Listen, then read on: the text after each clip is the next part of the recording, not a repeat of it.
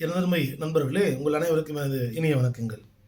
அது காவல்துறை அப்படின்னு நம்ம எடுத்தோம்னா, அ எ எ போலீஸ் ஸ்டேஷனுக்கு எல்லா விதமான பஞ்சாயத்துக்களும் காவல்துறைக்கு செல்கின்றன. ரைட்டு.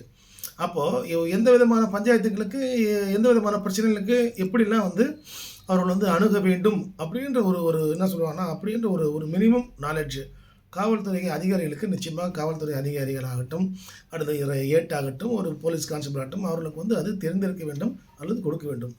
புருஷன் பொண்டாட்டி தகராறு புருஷன் பொண்டாட்டி தகராறு போலீஸ் ஸ்டேஷனுக்கு போகுது. புருஷன் பொண்டாட்டி தகராறை சிவில் வழக்காக நீங்கள் தீர்த்துக் கொள்ள வேண்டும் என்றால் குடும்ப நல நீதிமன்றத்திலே போகிறீங்க. அங்கே போகிறீங்க. ஒய்ஃபை வீட்டு விட்டு வெளியே அனுப்பிச்சிட்டிங்கன்னா, என்னை வீட்டுக்குள்ளே விடு அப்படியே ரெஸ்டியூஷன் காஞ்சிகள் ரைஸ் போடுறீங்க. இல்லை என்னை குடும்பப்படுத்தினால் விவாகரத்து கொடு அப்படின்னு கேட்குறீங்க. இல்லை 498 குரூவல்ட்டியில் நீங்கள் போகிறீங்க. கொடுத்த டவுரியை திருப்பி கொடுங்க அப்படின்னு சொல்கிறீங்க. வரதட்சணை கொடுமைகளை புகார் போகிறீங்க. ரைட், எல்லாம் ஓகே.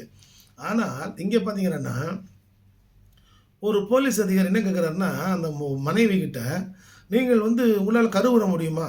குழந்தை பெற்று தரும் தகுதி இருக்கிறதா? உங்களால் ஒரு மனைவியின் கடமையை செய்ய முடியும் அப்படின்னு ஒரு தகுதி இருந்தால் டாக்டர் சர்டிஃபிகேட் கொடுங்க, நாங்கள் நடவடிக்கை எடுக்கிறேன்னு. எவ்வளோ ஒரு முட்டாள்தனமான அடிமுட்டாளாயா நீங்கள்? ஒரு முட்டாள்தனமாக ஒரு பொம்பளை கிட்ட போய் இந்த கேள்வி கேட்குறீங்க. அப்புறம் ஆம்பளை கிட்ட போய் என்ன கேட்பீங்க? ஒரு தந்தையாக தகுதி இருக்கிறான்னு சர்டிஃபிகேட் வச்சுக்கிறேன்னு கேட்பீங்களா? என்ன பேசுகிறீங்க? ஒரு புருஷன் ஒரு பொண்டாட்டி, அது அவருடைய உடல்நிலை தகுதி அதெல்லாம் கிடையாது. ஒரு பிரச்சனைன்னு அதை விசாரித்து என்ன பிரச்சனை, ஏது பிரச்சனை, உங்களால் தீர்க்க முடிஞ்சால் தீர்க்கணும், இல்லைன்னா நீதிமன்றத்தில் சென்று தீர்த்து கொள்ளுங்கள் அப்படின்னு சொல்கிறது தான் இந்த மாதிரி ஃபேமிலி டிஸ்பியூட் இருக்குதுல்ல வேலை. அதுக்கு முன்னாடி 2 பேருக்கும் ஒரு கவுன்சிலிங் கொடுக்கணும். இந்த குடும்பங்கள் உடையாமல் இருப்பதற்காக சமூக நலத்துறை மூலமாக ஒரு கவுன்சிலிங் கொடுப்பது தான் அவருடைய வேலை.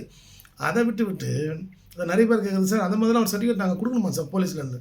அதெல்லாம் முட்டாள்தனம். அப்படி பார்த்தீங்கன்னா 2 பேருமே இம்பார்ட்டண்ட்டாக இருப்பாங்க. 2 பேருமே குழந்தை பெற்றுக்கொள்ள முடியாத தகுதியில் இருப்பார்கள். அவர்கள் திருமண பந்தத்தில் சேர்ந்து வாழ முடியாது என்று எங்கேயாவது சட்டம் சொல்கிறதா? அதேமாதிரி பார்த்தீங்கன்னா இந்த மாதிரி சர்டிஃபிகேட்லாம் போலீஸில் கொடுக்கணும்னு எந்த சட்டமும் கிடையாது. அதேமாதிரி 2 மேரேஜ் ஆக்ட்லேயும் கிடையாது. வேறு என்ன, அப்புறம் கிறிஸ்டினுக்கு மேரேஜ் ஆக்ட் இருக்குது, அப்புறம் முஸ்லீம்ஸுக்கு ஆக்ட் இருக்குது. இது எதுலையுமே கிடையாது. ஸோ இதெல்லாம் பார்த்தீங்கன்னா முட்டாள்தனமான லூசுத்தனமான ஒரு கேள்வி தான் காவல்துறை கேட்கின்ற இந்த கேள்வி. இதுக்கெல்லாம் பார்த்தீங்கன்னா அவங்க அதிகாரிகள், உயர் அதிகாரிகள் இதில் தலையிட்டு நார்ம்ஸ், வழிகாட்டு முறைகள் அப்படின்னு சொல்லி இதுக்கெல்லாம் ஃபிக்ஸ் பண்ணதான் இந்த மாதிரி பிரச்சனைகள் ஓயும்.